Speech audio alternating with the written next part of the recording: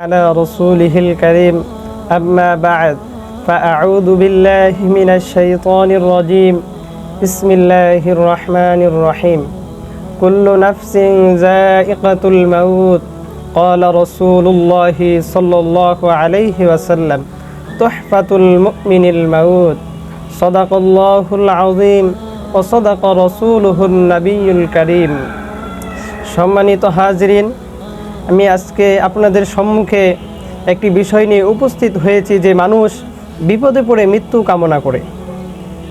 মানুষের জীবনটা বিপদ, মানুষের জীবনে বিপদ, দুঃখ, কষ্ট, আরেকটা হলো সুখ, শান্তি, দুটোর সমন্বয়ই মানুষের জীবন। শুধু দুঃখ বেদনা দিয়ে মানুষের জীবন হয় না, যেমন তেমনিভাবে মানুষ শুধু সুখ শান্তিতেও মানুষের জীবন হয় না। আল্লাহ তাআলা রব্বুল আলামিন পবিত্র কোরআনে ইরশাদ করেন, ইন্না মাআল উসরি ইসরা, কঠিনের সাথে সহজ মিশে আছে। তেমনিভাবে আমাদের দুঃখের সাথে কষ্ট এবং কষ্টের সাথে দুঃখ, দুটো সমন্বয়েই আমাদের জীবন। এজন্য দেখা যায় মানুষ তার জীবনে অনেক সময় হতাশা হয়ে, নৈরাশ হয়ে মানুষ মৃত্যু কামনা করে।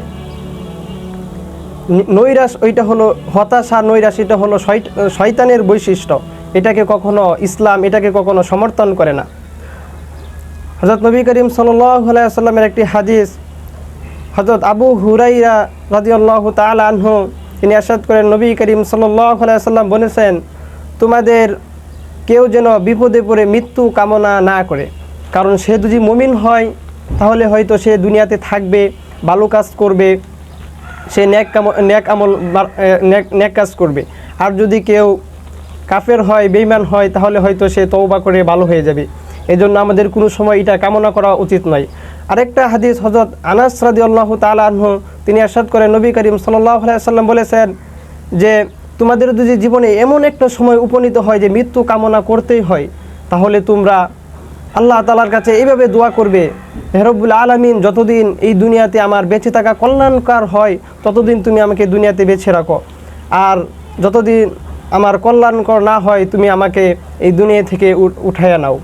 এই জন্য এমনিতে আল্লাহ তাআলা রব্বুল আলামিন পবিত্র কোরআনে ইরশাদ করেছেন, কুল্লু নাফসিন যায়িকাতুল মাউত, প্রত্যেকটি প্রাণীকেই তার মৃত্যুর স্বাদ গ্রহণ করতেই হবে। আমি ইচ্ছা করলেই এই দুনিয়াতে শত শত বছর আমি থাকতে পারবো না। এই দুনিয়াতে আমি দেখেছি আমার দাদা নাই, আমার বড় দাদা নাই, আমার নানা নাই, আমার নানি নাই, একে একে সবাই বিদায় নিয়েছে। এভাবে আমাদেরকে একদিন বিদায় নিতেই হবে। এজন্য আমরা কেউ বিপদে পড়ে কোনো সময় মৃত্যু কামনা করব না, আল্লাহ তাআলার কাছে ধৈর্য ধারণ করব। আল্লাহ তাআলা রব্বুল আলামিন বলেছেন, ইন্নাল্লাহা মাআস সাবিরিন, নিশ্চয় আল্লাহ তাআলা ধৈর্যকারীদের সঙ্গে আছেন। এই জন্য আমরা যখন বিপদে আপদে পড়ব আল্লাহ তাআলাকে ডাকবো। আল্লাহ তাআলা যখন আমার হায়াত ফুরাবে এমনি আল্লাহ তাআলা ডাকে আমাকে সাড়া দিতে হবে। এই জন্য আল্লাহ তাআলা আমাদের সকলকে এই কাজটি থেকে বেঁচে থাকার তৌফিক দান করুক, এবং আল্লাহ তাআলা আমাদেরকে দুনিয়াতে বেঁচে থেকে বেশি বেশি নেক আমল করার তৌফিক দান করুক। আল্লাহ তাআলা সকলে আমাদের এই কথাগুলোর উপর আমল করার তৌফিক দান করুক। ওয়া আখিরু দাওয়ানা আনিল হামদুলিল্লাহি রাব্বিল আলামিন। আসসালামু আলাইকুম ওয়া রাহমাতুল্লাহি ওয়া বারাকাতুহু।